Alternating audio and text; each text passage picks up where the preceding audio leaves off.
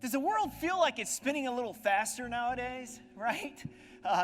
War in the Ukraine, COVID, goat granola, right? Things just seem to be speeding up and not making a whole lot of sense. Here's a thought. Today is the slowest rate of change you're going to experience for the rest of your life.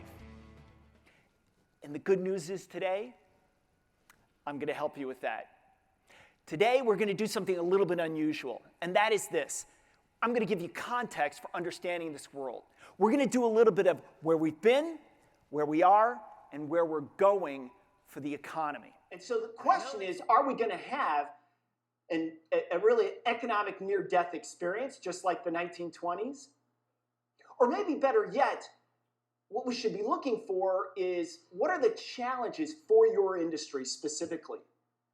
And maybe more importantly, like, what are the growth opportunities? I'm going to run through. So I'm going to talk about why I'm confident in the U.S. economy. I'm going to talk about COVID for a little bit because that's still impacting the world, believe it or not.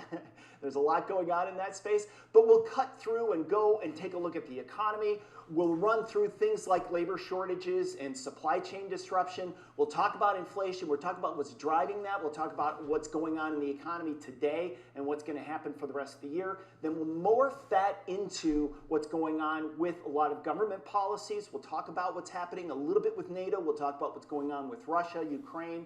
And then we're going to do something really unusual. Then we're going to get into not only the challenges, but really the trends that have been supercharged by the war in the Ukraine and COVID.